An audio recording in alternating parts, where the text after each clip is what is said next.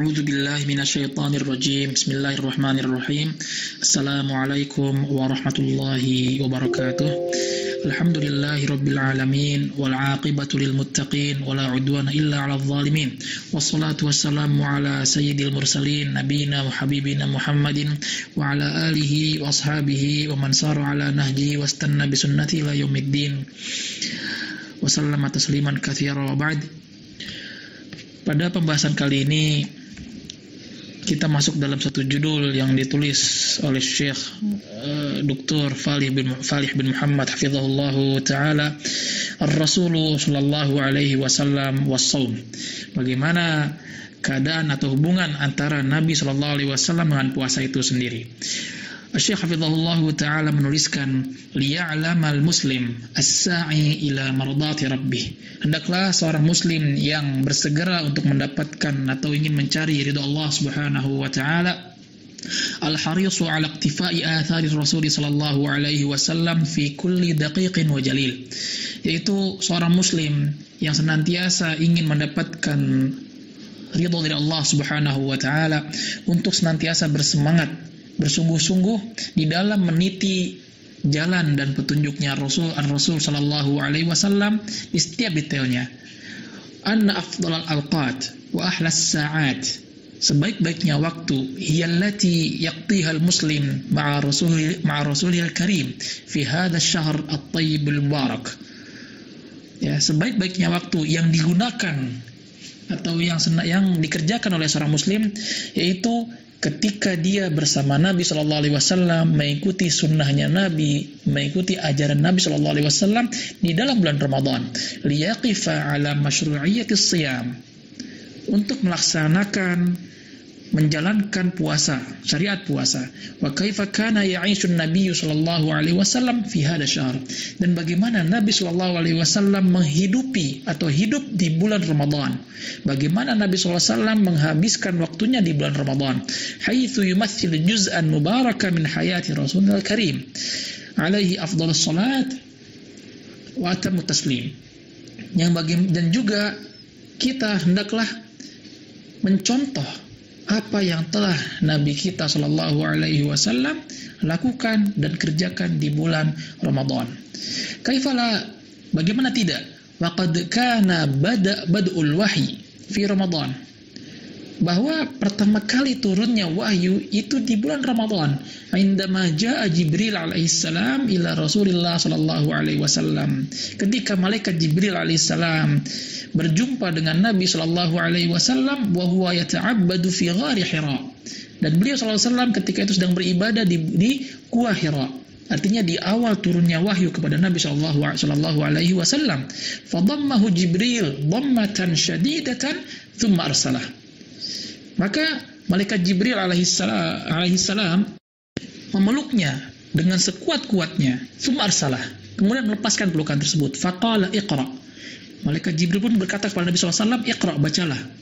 Faqala, maka Nabi SAW pun mengatakan, ma'ana biqari, bagaimana aku bisa membaca? Qala fa'akhadhani hatta balaghani minnil juhud. Kemudian malaikat Jibril pun kembali mendekap Nabi SAW sampai Nabi SAW itu kesusahan, ya, karena saking kuatnya dekapan dari malaikat Jibril alaihissalam. Summa arsalani, kemudian aku pun dilepaskan, kata Nabi SAW. Faqala iqra bismi rabbikal ladzi khalaq, khalaqal insana min 'alaq, iqra wa rabbukal akram alladzi 'allama bil qalam 'allamal insana ma lam ya'lam. Kemudian malaikat Jibril alaihissalam pun mengajarkan kepada Nabi SAW, iqra bismi rabbikal ladzi khalaq. Dan ini adalah awal mula turunnya wahyu kepada Nabi SAW, yaitu surat Al-Alaq. Dan kita tahu itu, ya, turunnya surat iqra bismi rabbikal ladzi khalaq sampai ayat kelima itu merupakan atau terjadi di bulan Ramadan. Makanya ada sebagian orang mengatakan atau ditetapkan oleh para ulama, bulan Ramadan bukan hanya syahrus siyam, bukannya bulan puasa saja, tapi apa? Syahrul Quran, itu bulannya Al-Quran. Kenapa? Karena turunnya Al-Quran pertama kali itu di bulan Ramadan. Wa fi hadza isyaratun ila 'azami hadha asy-syahr al-karim wa manzilatihi. Dalam hadis tadi, dalam riwayat tadi, itu menegaskan betapa mulianya bulan Ramadan itu, betapa tingginya kedudukan bulan Ramadan. Birrahmi min annahu lam yafrud atau lam yufrid siyam syahr Ramadan fi dzalikal waqt. Walaupun ketika itu, pada masa turunnya wahyu tersebut di bulan Ramadan, dan Nabi SAW belum diturunkan syariat untuk menjalankan puasa di bulan Ramadan. Walakin Rasul sallallahu alaihi wasallam, akan tapi Nabi SAW kana yasumu ayyaman muayyanah. Nabi SAW dahulu berpuasa itu di hari-hari tertentu saja, mukhtalafah, yang berbeda-beda. Dzakara ahlul ilm annaha ala thalathati atwar.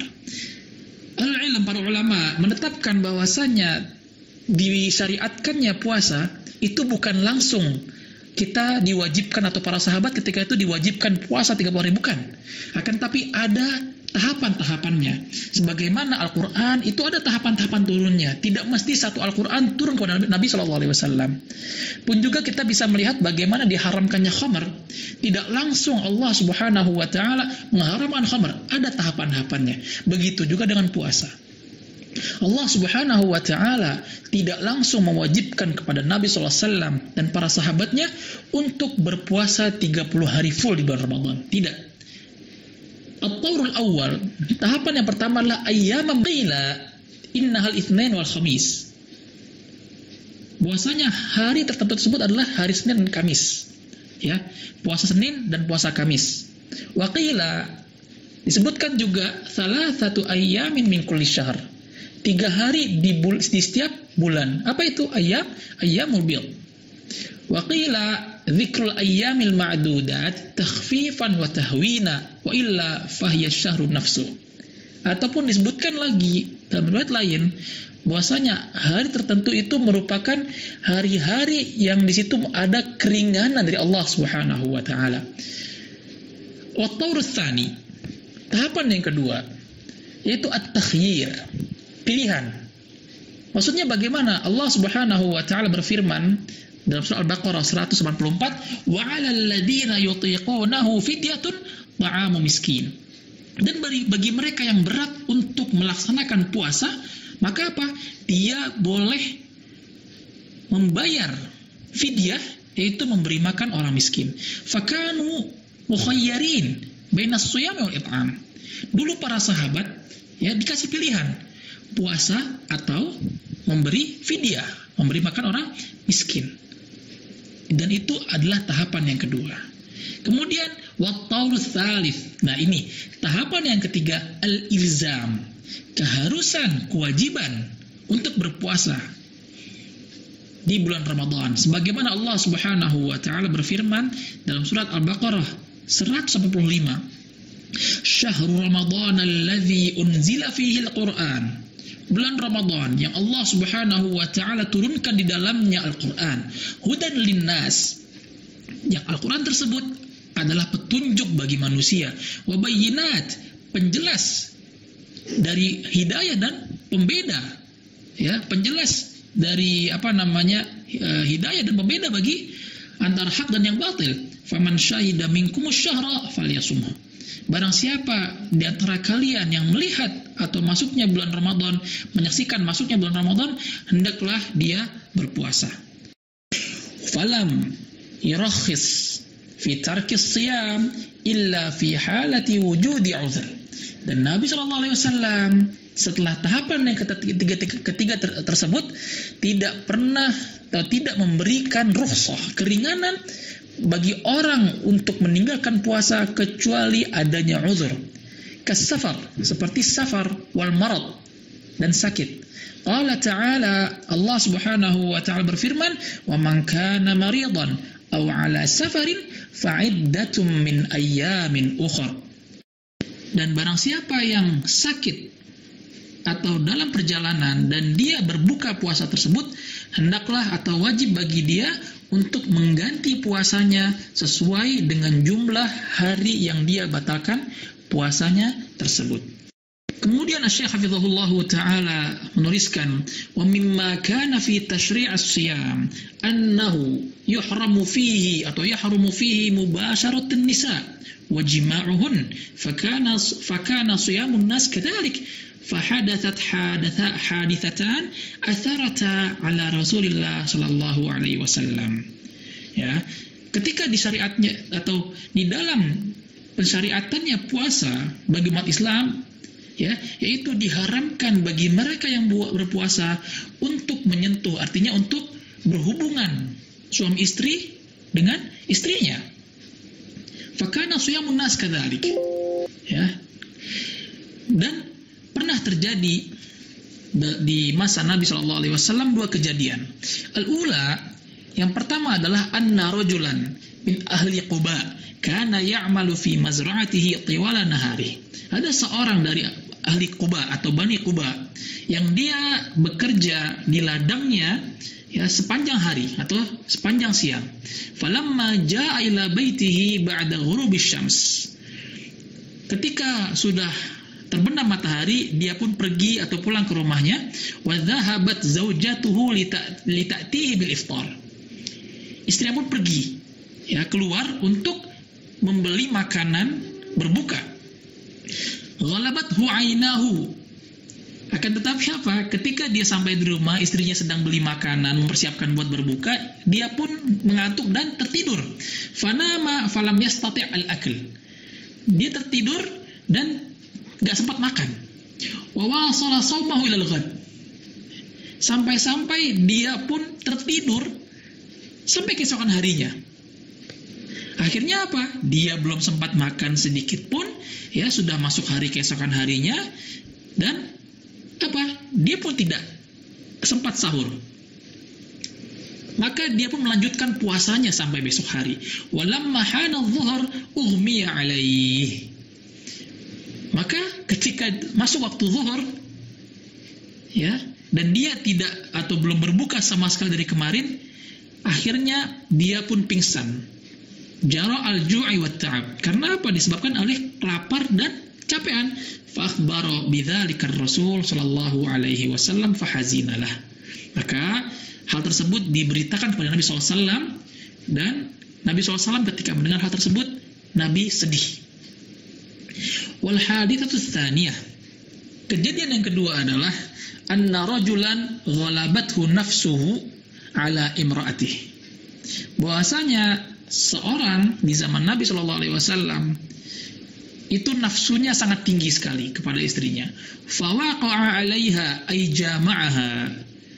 Maka dia pun, ya, karena tidak bisa menahan lagi hawa nafsunya, ya, akhirnya dia pun berhubungan dengan istrinya.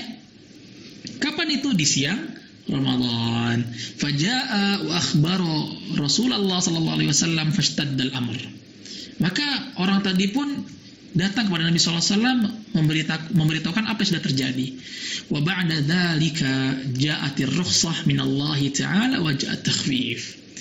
Ya, tentunya Nabi sallallahu alaihi wasallam tidak bisa, atau Nabi sallallahu alaihi wasallam ya la yantiqu 'anil hawa in huwa illa wahyu yuha.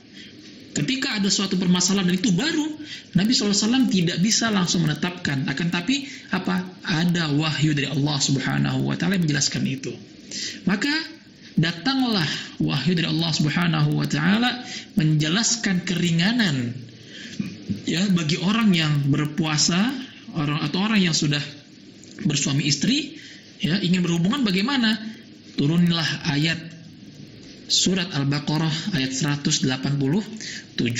Apa itu? Uhilla lakum lailatas siyamir rafathu ila nisaikum. Dihalalkan bagi kalian di malam puasa, malam Ramadan, untuk apa? Mendatangi istri-istri kalian. Hunna libasul lakum wa antum libasul lahun. Mereka para istri adalah pakaian bagi kalian, dan kalian kaum laki-laki adalah pakaian bagi istri kalian. Dan ini merupakan keringanan dari Allah Subhanahu wa Ta'ala. Maka apa? Ketika nantinya ada seorang yang tidak bisa menahan nafsunya kepada istrinya di siang hari, maka dia pun kalau memang tidak bisa menunggu untuk sampai malam hari, akan ada yang namanya kafarah yang harus dia bayarkan.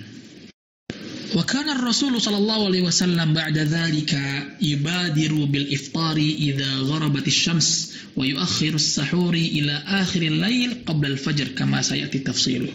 Pun juga merupakan ajaran Nabi sallallahu alaihi wasallam, apabila telah masuk waktu berbuka, matahari telah tenggelam, Rasulullah SAW bersegera untuk berbuka. Nah, ini juga harus kita perhatikan. Karena banyak dari kita itu yang malah mengakhirkan berbukanya. Itu salah.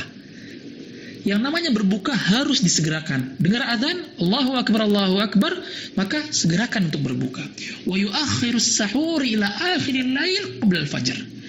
Dan Nabi SAW mengajarkan kepada kita untuk mengakhirkan sahur.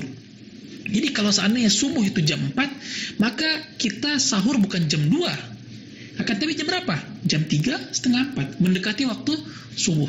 Kama sayati tafsilu, dan akan ada penjelasannya nanti di bab lain.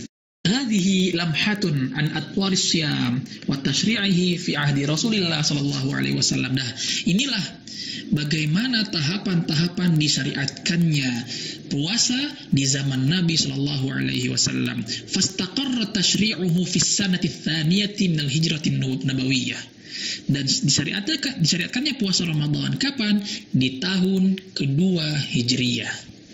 Wastaqarra 'alaiha tasyri'us syiyam ila an taqum as-sa'ah. Dan hukum berpuasa atau disyariatkannya puasa itu akan terus berlanjut dari tahun kedua Hijriyah sampai nanti hari kiamat. Kemudian Syekh Hafizahullah Ta'ala menuliskan juga wahuna nalhadhu amran muhimma. Ya, di sini hendaklah kita memperhatikan suatu perkara yang penting. Fi ayati tasyri'is syiyam. Ayat yang menjelaskan tentang disyariatkannya puasa. Ya ayyuhalladzina amanu kutiba 'alaikumus syiyam kama kutiba 'alal ladzina min qablikum la'allakum tattaqun. Wahai orang-orang beriman, diwajibkannya puasa atas kalian sebagaimana diwajibkan berpuasa bagi orang-orang sebelum kalian, agar kalian menjadi orang-orang yang bertakwa. Annaha khutimat biqaulihi ta'ala. Ayat tadi diakhiri dengan kalimat la'allakum tattaqun, agar kalian menjadi orang-orang bertakwa. Wa fi dzalika isyaratun ila anna al-hadaf al-'azam wal ghayatul kubra wal ghayatul kubra min as-siyam at-tawassul ila at-taqwa. Tujuan kita berpuasa bukan hanya menahan lapar dan haus, tapi tujuan yang paling utama adalah at-taqwa. Itu ketakwaan.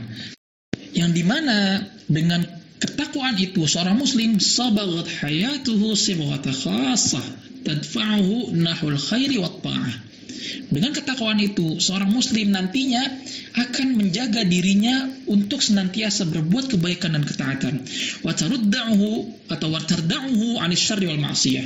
Menahan dirinya untuk tidak berbuat keburukan dan kemaksiatan. Ibtigha'a thawabillahi wa khasyata 'iqabih. Mengharapkan pahala dari Allah Subhanahu wa taala, dan dengan ketakwaan itu juga dia takut atau seorang muslim itu takut akan azabnya Allah Subhanahu wa taala. Ma ayyasma'a di maidanil khairi illa wa yusampatan. Untuk berbuat kebaikan maka dia bersegera untuk mengerjakan kebaikan tersebut. Wa ma ayyasma'a anisyarri wasyubhah illa wa yabta'id anhuma. Kalau dia mendapatkan sesuatu, ada keburukan atau syubhat di dalamnya, maka seorang muslim tadi dengan ketaatannya dia akan meninggal tersebut. Wa akhadha hadzal ma'na asy-sya'ir.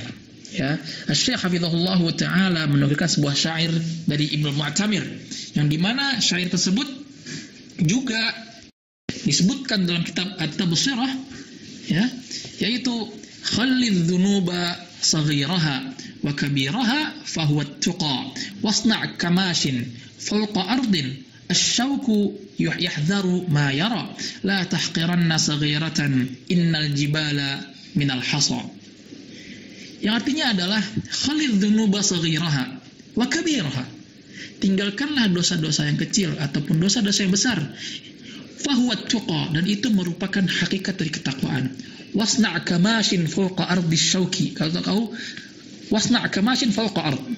Jadilah engkau seperti orang yang berjalan di atas tanah asyauk yang berduri, yahdharu ma yara, yang dimana ketika kita berjalan di atas tanah yang berduri, maka kita akan senantiasa untuk berhati-hati melintasinya.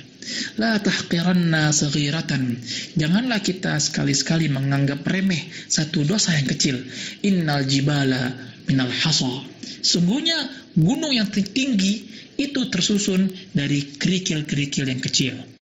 Ikhwati wa akhwati peserta studi Islam Al-Hizbah rahimani wa rahmakumullah.